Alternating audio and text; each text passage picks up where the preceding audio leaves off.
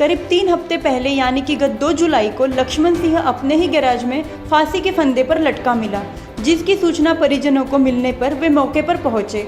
इस दौरान अपने बेटे के शव को फंदे पर झूलता देख पिता ने यह आशंका जताई थी कि उसके बेटे की हत्या की गई है, क्योंकि उसका बेटा आत्महत्या नहीं कर सकता और पोस्टमार्टम नहीं करवाने की बात पर अड़ गए।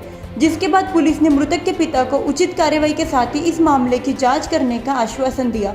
तब जाकर उस दौरान वह बेटे के शव का पोस्टमार्टम करने को राजी हुए, लेकिन जब कोई कार्रवाई नहीं हुई तो आज पुनः बड़गांव उप प्रधान प्रताप सिंह राठौड़ और अन्य लोगों के साथ आईजी, एसपी और जिला कलेक्टर से मिले और एक ज्ञापन सौंपते हुए आरोपियों की गिरफ्तारी की मांग की।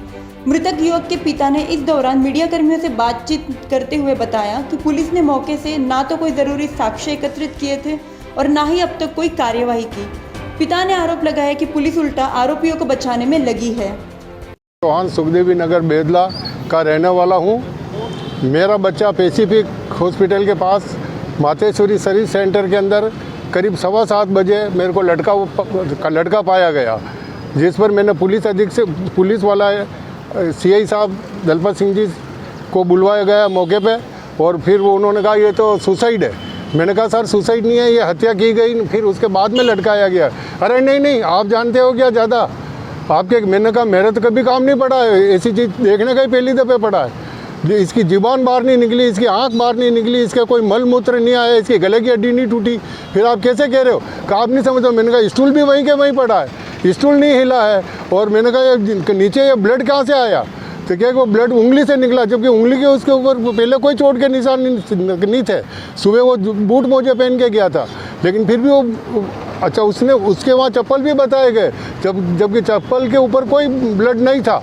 और जिस स्टूल के ऊपर वो बताया गया उस स्टूल के पागे के ऊपर ब्लड लगा हुआ था। लेकिन इनका फिर इसका पाँव यूँ था तो ब्लड पीछे कैसे आया।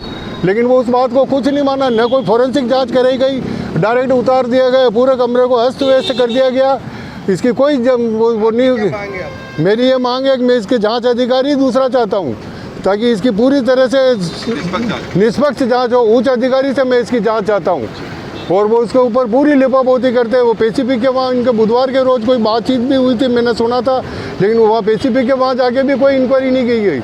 मेरे घर पे आके भी कोई इंक्वायरी नहीं की गई। और वो जो FIR लिखी गई हमने उसी को मान लिया। बस आपने जो कह दिया घर पे हमारा आने की कोई ज़रूरत नहीं है, वहाँ मौके पे आने की भी कोई ज़रूरत नहीं, हमने सब कर दिया वो।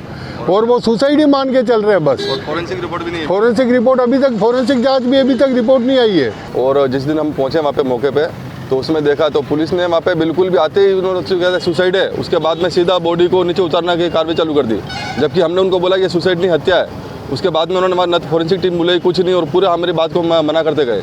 और उन्होंने बॉडी भी उसके बाद में बोला कि एम्बुलेंस को आने में टाइम लगेगा, आपकी गाड़ी लेके आओ, आपकी गाड़ी में बॉडी को लेके जाओ।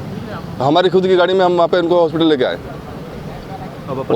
और हम तो ये चाहते हैं कि उसका निष्पक्ष जाँच हो पूरा कम्प्लीटली, क्योंकि जाँच जो हो रही है उससे हम संतुष्ट नहीं है।